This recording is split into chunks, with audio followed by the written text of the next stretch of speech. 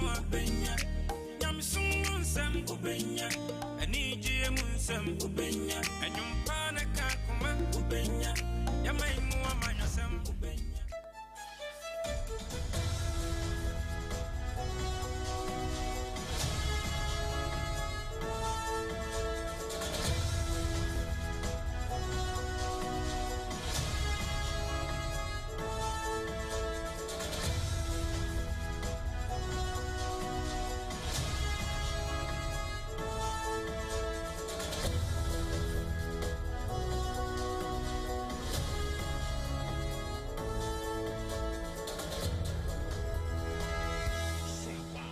Aha, SOMPA 106.5 FM Accra. Yemu akwaba eba bosome fufro a ebeko yedi amawo the month of May. Nenensu adwumayefo ada. Nese May Day adwumayefo ma ho fama ene wo adwumaden eda yede kaine. Mefa kwenye iso na SOMPA Media Group no Terra One Media adwumayefo nyina no yama mutinkwa ene May Day. Madwuma so ene mahofama ene muye die papa ne makwenya ene mahofama mode ma no ene ma adwuma no timigina na so ntie ene eye May Day no Terra One Media SOMPA Media Group ena no wachi no nso Ghana adwumayefo nyina no SOMPA 106.5 FM Accra yema mo adwumayefo da papa eye May Day mutirim kwa monkoso anya adwumaden ni adwumaden to da bia na boni aye wom nanso mo manan hamoda monkoso amfa akoma papa ene adwuna emutie ene adwumaso ni adwumaden na monfa nya adwuma mpagya Ghana na Ghana mfa na tuma pamfra na wonso adwumaye ni bia wo hye bia anya me de hye wonsa no na waye ni yenti happy May Day ene edi ma adwumayefo ebronson se yede SOMPA kasebo anopa no nsia yede esomwo entibra ye Facebook page no eye SOMPA 106.5 FM Accra na be stories ahodo amu mfonyini ene ensenka nyina nso eka ho sanso ena ye YouTube no nso no eye SOMPA FM live ehon nso obetimi enya ye wo ho na kasebo efi SOMPA 106.5 FM Accra no enam ye headquarters ewo Kumase eye SOMPA 93.1 FM ayiko 100.9 ewo Kumase adamfopo radio ewo Paris France takwa SOMPA eye 101.1 Techiman SOMPA eye 106.1 Sunyane SOMPA eye 98.9 Enkranza mensonom eye SOMPA 90.7 Mankasim eye Kingdom 106.1 FM decoder so baby radio no wono eye SOMPA FM ye Facebook page no say dem di kan no like page no share eye SOMPA 106.5 FM Accra and SOMPA FM live your website eye www.sompaonline.com Kanesh Urban Radio so ewo Kaneshi Market and Doma FM 100.7 ewo Doma Hinkro anopa no nsia kasebo May Day bosome fufuri eko ba simpri mu be maba awoto madansie ho niema hyasie ekowie na nakogegesi company limited eno no ono nso ne nadwumayefo nyina no ye momo adwumayefo da papa Leicester Ghana Limited the Young Street Paste and the brush abedwan so awudi chichi osie koyenti Leicester adwumayefo so happy May Day ene ye de emma mo so ye kasebo mo bo ye chidom Young Street Paste and the brush wudi chichi osia na wanya osia bro endpoint homeopathic clinic Dr. Dubois it endpoint adwumayefo so ye mamo happy May Day if SOMPA kasebo mo ene ye de mamo se mo bo ye chidom ti we adwuma wo endpoint homeopathic clinic na no so ye de abasobo na ema wo ayede happy May Day ma na mom ye ka wo se ene ya fofie de wo yare na wo pe ayere sabia papa wo di woni be kire ho a na eye endpoint homeopathic clinic 74 Mr. T74 I honso edu papa anti monso amuwo 74 Mr. Akache no ya mamu nyina happy May Day free SOMPA kasebo so ene de emamo eno nso eye immune booster papa won pese be yare basa na wugina wona so papa ne so a de ye kan fama wo eye 74 Mr. And some way the mama no pay and ne eye adwumayefo dakese na ye bo adwumayefo ho fama abaso no de di makotene no ebini na kokofo wono machi nura ne bo be bro be se million enum ne akire ni nyina ye de mra ma ho kwan na eba nso kra be se mabunu ya wo mo mamu ye de munsem oba no pay Edom kuma wo mahebejam minority in parliament womo dia tudwa se o my Ghana ye energy sector no sika bia ye agigie no ehun kontabuo papa womo pese aban no ede beto wo manim empenense ahene pankasa ankure hunu ne yedede ma major opoku agyeman say entrepreneurship and skill development no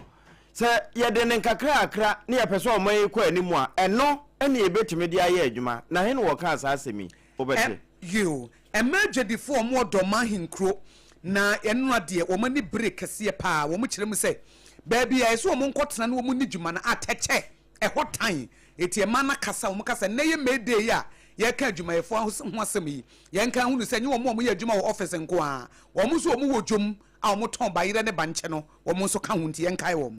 afi emma wono mu ye kine ye ma na wo mo asantema mu so na wo mo ni abere se ene amon ho sampa na akoso ne se MC obetimi abu women organizer animutia na ebewie kura ne niema obesan so akosese no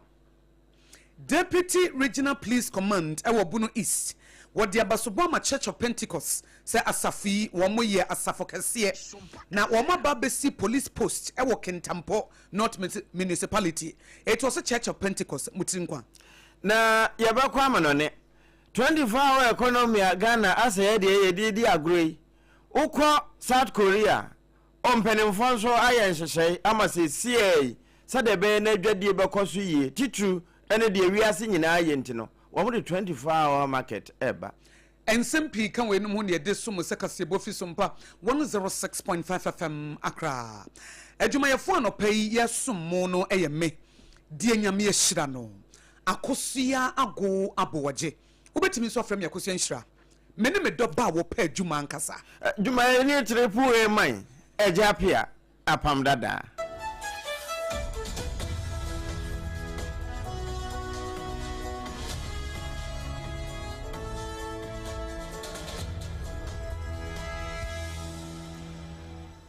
afi enefie se wanko baabia na ayedwumani amawani nye na afi jojo ho na monhwesa afidie no edasompa 106.5 FM Accra anabra Facebook no so ye wo so TikTok YouTube any baabia won say kan na Narcotic Control Commission for wo mo na asa akeka won hwi wo mo se o man nchechire no edasa boa ye de adwuma ene beyo adwuma no nso woyire ho na ye ni yi a sa tie bia mfaso nso baso na ebi mu ho adwuma na obeye no wo fa eduro ansa na watimi aye adwuma no nde ebi die no akwakoye eduro bi a sabi ebetimi akanya awedie na nso bedu baabi na atrapo na enkwanka ese wodi me ewate asefo asase isu no akwatiu eno se ahunti wo man wono ma hwe de yede koye mu ana ewura ye nwidie mu FDA fo ene aban no nhyehyɛ no wono mu hwe ma wonu bi wo mo mpene kura ma ne mmaman mu nanso ebi mo de fa kwati kwan ya no wo mo de afato ho ebewie na aba be wura manum na wo mo de ama maburu no a wo mo ye oman ne daache ya eno ena mpene tro sa ko wo mo die mu no wo mo asase ehim maburu no nso de wo gina kwa mu pa no wo tonko enso no wo nya nai ne no na kokofo keka wo mo ho no wo mo sese de ne yasia lodu no asase e ba kwa mu nim se ekoba jesi sempremo ena ayo wro so ana cement na wakofa wo mo lodu aba 40 futa container na wo mo achire so de ba wo mo gina na ebusa se de na wo mu a ene wo mo de bobo adum ni adan pada mpanimfo hwe mu no so wo mo firi nije na eba na chese asa de wo mo twam bi sei no enso ewie ye no mo ye se ne wo mo fo mo pass no mo mra ne wo mo hwem afi hwemu kokko eda adwa enura efre se opioid de sabio ebinom keka kokko ne keka ho no ya red me stop abra na nka enu kwan so stop ho no eni nyina afrafra tapenta do nom ne ne eka ko ene wo mo bubo nuro so enti sabra me kasa de wono maso sa nure mu a wo mo achi esie a me kasa enhwemu mapa ekoso ama wo mo hu ba bia nuro ne fi ena afi bia poten a wo mo de kro na sade mu nsam tie bia no so mpaka se ya ne ya kwatwetwe aba sade tie bia mu nkire mu nso ya ba hwe abeto aso meka wo se ene ye adwumayefo da kase boy mo sham ena wutie fi sompa 106.5 FM Accra ekuo ba simpri mu be ma banana kogegesi company limited agi ababa na tonti na 74 mesha agi yetata endpoint homeopathic clinic in susese maboma tenase na Leicester Ghana limited ya toothpaste ene ne brush so mumfa mrika tente emfa nkoma yeye na ye tu mrika no na yakwa koduru edom kuma ewo mra hyebe dwem wo nsem bi omode atodwa wo mode atompanifo anim se wo mo my Ghana ahodenie wɔn hyɛ so yɛ energy sector ne sika no wɔn hɛ so no wɔn mu akontapama Ghana fo ho ne etua mu efisɛ sɛ wɔhyɛ saa energy sector levies no a sika a yɛtua agyinamoaboɔ yɛtua ne nyinaa akyi na sɛ dum so ɛkɔ so deɛ a na ɛha adwene papaapa eti ɛdɔm kuma yɛ minority caucus in parliament wɔn de ato dwa sɛ ɛbra so sɛ ɛbɛboa ama deɛ wɔn mu bia wɔn yɛ pie data bia sika a wɔn agye de gu wɔn mu bɛtɔ no ɛbɛtumi ayɛ adwuma na minority chief ɛbɛyɛ Habibi Drusu wɔkasa no ɛna wɔn kyɛm sɛ wohyɛ nneɛma bi ɛkɔ so a asɛ ɛntali ɛmfa koraa wo coronate efi sɛ wohyɛ si ɛbɛgye de sika nyinaa akyi na Ghanafoɔ enya kanea dia na we die eye asam kese a Ghanafoɔ epinkyere mu. The intent of this act here is for the minister first to inform or let Ghanaians know how much they have been able to collect so far with this energy sector levy as amended 2025. How much in terms of the 1 cedi that we are paying per litre, the e-levy they introduced, that is the energy sector levy. How much have we been able to get? What did they use that money for that we are still haven't done so? Because it doesn't make any sense that you are paying 1 cedi per litre on a gallon of fuel that you buy. That will be around 3 or 4 cedis that you are paying if you are buying a gallon, and yet still you are experiencing doom so in your area. Independent Power or IPPs are saying that government owing them in excess of $500 million. So we need to know this, and they need to comply with the law. Ensemi edom kuma womna shebejam minority chief we Habibi Drusu na gina woma nem ekasa ya wochim se ano din dodo sa wo hye dundum so no a ekoso no a na wo de nyina to nche na wo hye energy sector levies no etuatua no a na wo busa se sika na ban agi ne bebrebe no ehe fa ene ode fa no mo chem se 1 Ghana cedis for levy no ene ho akontabuo ene wo mo hwehwe ede afri Ghana for ene aban no enchen ene aban no mu a ne yegina na Ghana mampani abedi akire aye obenfo na opoku agyeman batampa na se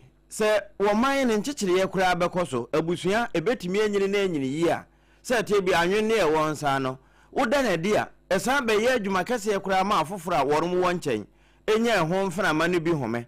na ne wo ka we nyina de akire se umwa ya afo a na duro pa wonse no bra na UPS suapon no womo eda adwumadie bi edi kura musuapon no mu a eye entrepreneurship and enterprise development program womo de abeka de sua epono no ho enti womo pa ho ntomeda na die na womo to nsafre ma me no wo bue so akese we di akura ni aban hyehye na ye fre ne ne pono ebowura mu pa ete se womo to amana na womo de aba bewuram na de obeka ne se safro na ese ye hye womo den nisa hunti obi bia nso a emframa yefa na ho no wonfa na honyim na mfaso ho akiri. Initiative was striking. Within 24 hours of opening applications, thousands of submissions were received. This reminded us of the importance of what we are doing. It revealed not only the scale of demand, but also the depth of ambition among our young people. That is, their readiness to act, to build, and take responsibility for their own future. It also showed us clearly that when given the opportunity, young Ghanaians do not wait, they respond. Our responsibility, therefore, is to ensure that this energy is not wasted, but that it is channeled through practical support, access to resources, sustained. Enti adwumayefo day na maame ABS ansemi so University of Professional Studies Accra UPSA na ewie no so afo a won na hwe emabunu ene anwene e woyensa no na emu enyine ebetimi enyine amampuntu aka hono abojojo parado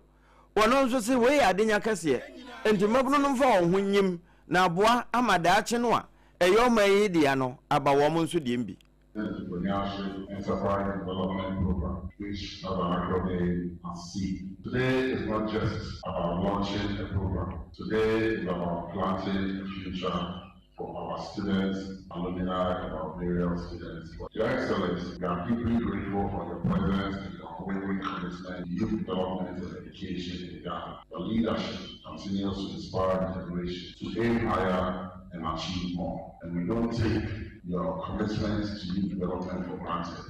When Eric spoke, he made reference a number of times we called upon you, sometimes at very short notice. There are moments I call you and say, okay, I'll come. We don't take it for shows, how committed you are to do. The same is, I know a lot of concern about why we create.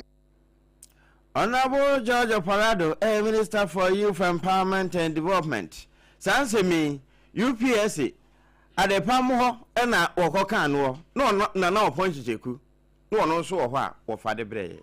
Meka wo say sompa kase bo na wutie free sompa 106.5 FM Accra aye nyina nim say na ye mede adwuma ye fu adwuma den ene wo maho fama ene ye de kai wo mo na ekoba simpri mu be mabase me mo aso nte say sa wo pe na do apply with building wire cement iron rods anaso roofing sheets na kache ena wo benya entifa wontoma bebo ne dia no e wo besi wo dan ne wawie na ye mede ye adwuma ye fu mo ye adwuma mo tepente nkwa mo bai eya mo fa sika ne bi nto cement yo mo fa sika ne bi nto blocks so na mo bre obi ha wonna wo ko na wo ba ni nyina ye sika ya sabi onye sika kura nko bi ni nsamfo nkyerɛw enti sika wo kwa kopentia e na ma obitimi nante wo so eti se sika ne ba hweso yie na amadaache watimi ade wo ho na obi amfa wani mu anye fom eti ekoba simpri mu se bra na beji adansie ho niema ne bi se ye na do apply with building wire cement iron rods any roofing sheets no wonya bi e betimi aboa wo yie na general building materials ne de edamufua free consultation free delivery eye adwuma ekoba simpri mu be banie adansie ho niema nie eti national so so benya plan bi dia to ho wo frɛ no a wonsi dan da obɛkyerɛ wo de architecture design ne bɛkyerɛ no a obetimi aka kyerɛ wo sɛ eden ya wo ba besie ebi a wo hia cement be 500 na 1000 obɛhyehyɛ ni nyina e de ama am wo hu wo bɛhyɛ ase akwa wie e sɛ Yesu Kristo kura wo kansa hwan na e ba besi dan a won tena se mu hu akonta kɔ na ekoba simpri mu muaw netimi bu akonta eti mede adwumayefo mo nsɔre ye na mo bra mo tepente nkwa kakra na beba no e ma mo mesmanage no ma mo nye ne basa mo mfa bi nsi dan mo mfa bi nye japade mo mfa bi mie mu ankasa mo adwuma na daachi mo nya asetena pa eti akra ni komase eno nso obefre 020435540 eye 020435540 na wodem anopa fechire wo se na me hade sere na me hwe wo besa wo sesere pa jeja ho te se AKOSUA ABOAGYE a ho gisa wo se efe na wo se ne ye green ni yellow a esa wo sere wo se and then so de sesenka wutimi sere e say Bible say sere ye kra no e te say dro e tu so obi a wo sere no onta yare o e say da bia wo ye ne ho aduro da bia no waka woni mosiso mehu adekode de enti a waka woni mosiso am woni matwintwam tentam da bia na abu afu da bia na high blood pressure kosoro ne say wo se ne nye eti wonta ansere eti wo be say wutimi sere pa from anopokosi enumera hya wo siye na yas toothpaste ene ne brush no ena me come for the amount say du chichi say hey wo se na ye fine anopa me de white no ena me de chi me so na enumere me de hair bar no me de bewo no na wo kira anopa me de total care no na me de awurawuram na me de gel no so na me de afafam ne nyina na kyesa wo ye wo siye ankasa enti yas toothpaste ene ne brush na ne brush na bristles ne enti tu basa eti chichi wo se anopa ne chichi wo se enumere obi wo cross enumere gabins se wo ho gabins se gobe se wudi wi abo se nwono atedua na atartare wo so eti awia kora na adi ya wudi nsu kakra huru wonum no bomodi ansa wo befa yaz ne bi na de chichi na yiyi kokoko no eti wo se wo seso asene wata ade besene ama wo seso nso asene aba wata ade besene na wo sen eno so so asene eyesa no hu wo sene kura wonuru hu se nyame de begu wonum so onyame ade bia obo e bia e living 10 eti wo sene so ye living 10 eti wo sene wotimi kasa ewrade na himfa na ade mabegu yi wonfa yazi ntwitwimi o wa mama sene wa mama yisukura na misu moja me ba cho wo sese wa bre fa yas toothpaste and a brush no fa dijuma sa wo nkran no anso obefre 05016195588 05016195588 kuma se form mfre 05013903338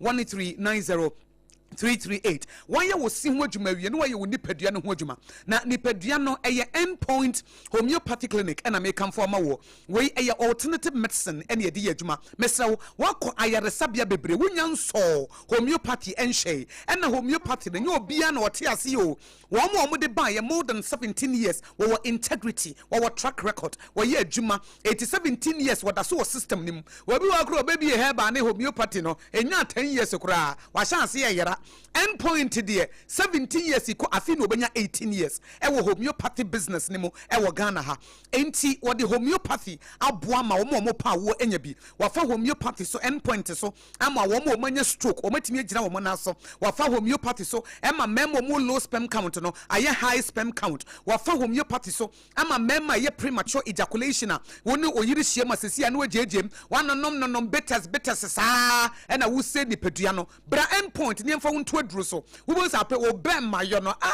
wo gina wo na so te se aboa papo enti bra endpoint homeopathy clinic ayare sapapa nie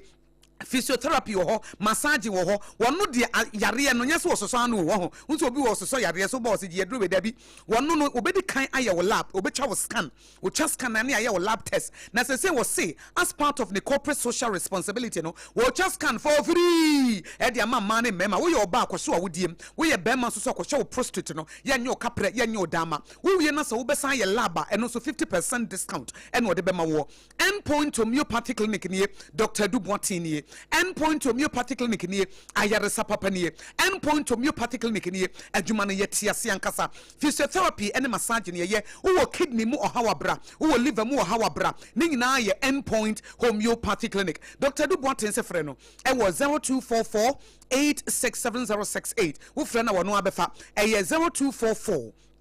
867068 0244 867068 and 0274234321 0274234321 nemum sa won pese yare ne beba kra sese die be wo no eya ye nsensene ho ya ye tu ase tonti na 74 mixture e fa ne T74 e na make come for the amawo na T74 no ye fa ne immune booster papa tete dudo no e ne ya nti se nsuo ye nananom we na no wo no ma no wo nyare no wo de wo no ma no wo nyanya wo manim na so tonti na 74 mixture na ye green ne de ya ye ne kama wo no ma sensuo pepepe nanso enuanu no efiri ha ma ne nubene mu no sa na obenya de ama onipadua wo ye obi eduru anajo a wo dwonso more than 10 times ansa na ade achi ekro ton ho a e chance na ewu ulcer edu ye firi mu akone aba eye tonti na 74 mixture T74 bema infections bebrebe no eto ase firi se yare bia betimi wa na che se immune system no ayemre immune system no nyame de gu ye nipadua mu se wo mo nkoma ye eti ye ne ho adwuma ma na duro nom na duro na duane ne nsuo eye tonti na 74 mixture immune booster na duro na duane ene ne nsuo de aboa no mane gina na so no immune booster papa no ye fa ne tonti na 74 mixture eti adwuma yefo mu hia hoden na matimi aye adwuma eti na ye mede yi hwehwe T74 frɛ no ɛwɔ 024 607349 and 024 607349 and 050 1628931 050 1628931 or can she drug link kumasi ashton kolina keba ubenya biato we oba pemfo a wonka ho ena oba wo ma oba no fo entity 74 tontina 74 mixture immune booster papa make I say sompa kasiebo na wutie firi sompa 106.5 FM akra wodwuma yeni akosua goaboagye akosua nhira meni odwuma yeni apam dada ena wotie nka no pay.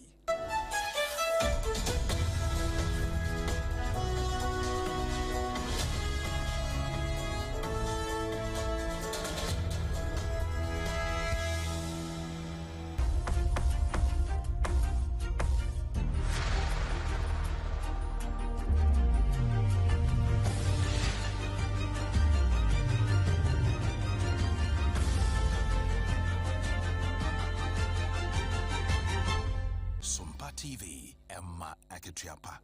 Sompa TV Emma Akatuapa na Sompa Jumaifo Terror Media fo nyina no ye mamo happy May Day. Ye tonso a Deputy Regional Police Command e wo bunu East Region wodi abasopo ama Church of Pentecost se wo mabo mo homoden esi police post e wo Kentampo North Municipality. DCOP Joseph Owusu ansa e bra wo kasa no wo chem se Regional Coordinating Council e na Kentampo North Municipal Assembly no wo mabie police post complex bia enya sam ketwa e wo Kentampo Kropom na e bra woni obapa na ka e was some patachima e kasa no e na DCOP Owusu ansa eye edi tudwa se empanifo ayade papa ne titu Church of Pentecost for enti wo matimi agire wo na so saa no 2IC say wo behwe na kakra na wo manya no so wo aboho ban na mom no wo de abasoba emu oduro e ma Church of Pentecost for no e wo adwumaso e na adwumaden a wo mo aye. attacks on the police, I don't see any justification. Police has a structure as a obiye bibi. That's what ni anyi ho police no more. You have avenues how bet me and na police for one kwankwachi obi hunu. Most of these attacks na any police na kwachi microphone mo amuti community no na mudi nipa ne brain we that's all expect say jano na see enwie de ya jano enye yi ube hu na omo agada omo no man mpebe brain no police for no ya no omo very lenient sabi omi Enia yeti ye DCOP Joseph Owusu-Ansa awono ena ye regional police commander ono obapa nana kechire sompa tachiman ena one ne etwetwe nkomo na owie no ena regional minister honorable Francis Owusu-Antwi nso echiemu se woda Church of Pentecost ase se womo abebo police fo chidom se da be obeye adwumaso ene adwumaden Church of Pentecost Ghana asipai say yehwade fefa ba yediama Kintampon North to be precise eye kawompe se basi police dying se be bo abanchi dom na yemfa mo ye security nsem ye safety ye nyina chi nso so obebo economic activities because agwadifo eye how ya bemu anase be yesrubi ya bemu a bentimi nkofa no mama meton pasabre ya yanya sa police station aya enclaves yimu ye ekrese agwadifo ho bambo ebe kosoro pai Adwadifo ho behinha wo mo we regional minister honorable Francis Owusu-Antwi wono ene kasa ye bo Church of Pentecost abaso a yensentro ni a wono so na for God encounter dwumadie wotena dwam ewo tachiman sompa obapa nana ya ka chiri etintim ede besom ye ene anopai afe asantimamu eba sompa minister ya wono ene hwe underdeveloped communities development information so ba bedu enti bibie ni obon sade hye na afre ne se sa se modie sompa ka se mo na mo campaign fo no ti monti wo mo bete na we Ashanti NDC Women's Wing wo mo na se wo mo hia chawpa me pa chaw we de ma nye ni ye kura fa cheme keke e de fre na ABOAGYE na Asante ho MC ya wono na wo Adwoso municipality said was a good regional women organizer.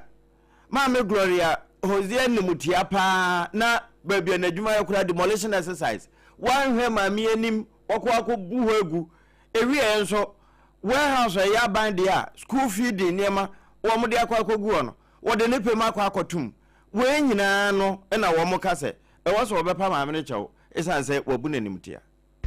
The regional women organizer fear no was sick no war.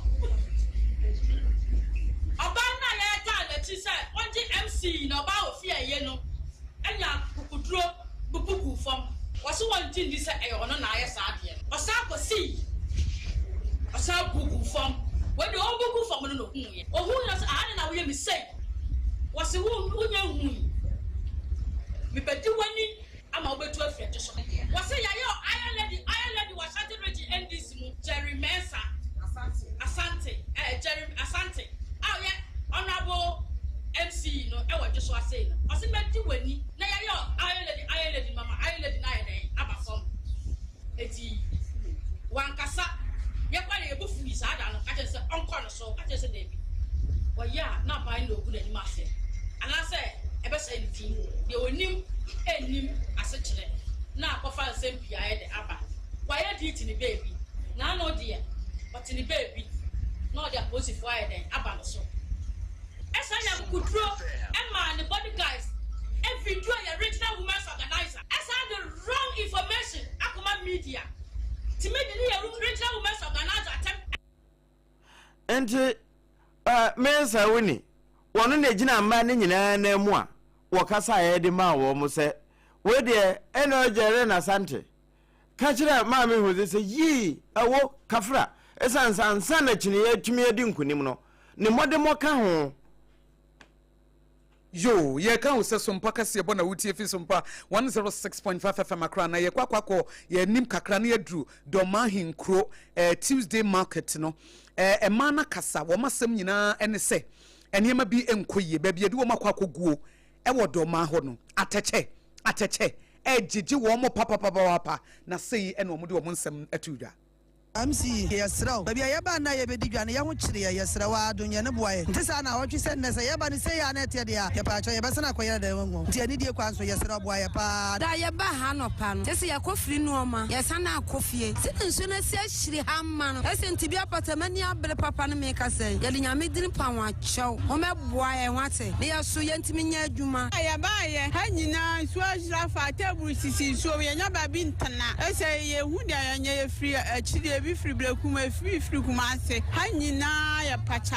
obi amfa ha ndi ye sra mo me boye pa wa chew ye sada ye sa ye nya sa ye ntimi madwa bi mba ya mtana ba yire mapata ye ma nsuo ahiri no tese mti nsuo me to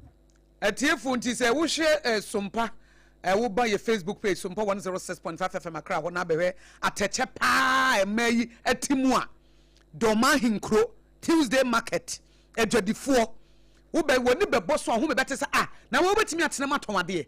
enti musi new market wo mo ko ya atiefo me se wo de fo ni behwe na me de nti wo de behwe se de ateche ni nsu ata ho na ye de bayire egu nchen ne ye de niema egu nchen enom senti bayire we ye meton bayire we e wo sa ateche we mu ye wakwan wo ne ye ton amose nye ye ba new market nsu ateche mu ne ye ba betena enu no omusi enensu ye mede ye adwumayefo de omuso so a enye omo office fo nko na ye kai wo mo omuso omo tomade wo dwom nyina ye omo eda entimpanifo mra na omo mayi omo moa e wodoma ahinkro Tuesday market wo se be ye niema betimi akoyi abusuam ye nkwa amano ne South Korea mamu se de wo mayi mu 24-hour market empanifo ni abere se wo mbesisie e wo ye mayi mu no se de ka se aboa bi adosa de osua preko na enokre South Korea fo osua yen na hwea wo mu osua nyina ne se wono mu so committee wo mu meeting nyina no we eye pani a wo ye amana do abedi akire ko yinchil won na akwa kohia wo mu abere wo finance no governor nyina ka ho ene financial expert no li honwe omo wakwa kohia wo ende sabre wone shan yunson no machia wo madi nkomo se wo mu peska na fe wo mu famwa na sade America wo si pesa chinchi a wo yedwa no na fe Middle East nso aye no wo mu so bo aboso sade be ya emfa ho ne sade besi ayere wo mu nso betimi atena mu bie ene ye begina honhon hi ene hia hon hi eso na yede sompa kase bono yede abawie ye fi sompa 106.5 FM akra na fire headquarters e wokuma se sompa 93.1 FM ne affiliate radio stations ni na kodje company limited Leicester Ghana limited Yan Street Place in the Brush Endpoint Homeopathic Clinic and authority na 74 mixture and de ma wo ye de kase boy sumo no pai eye de nyame ehira no akosua ago aboagye obetimi so afram yakosua nhira odwumaye ni papa medi odwumaye ni papa waye adwuma ma ne ye fema ne ye akono etu ne ho che ane din de triple A man ejapia apam dada edamase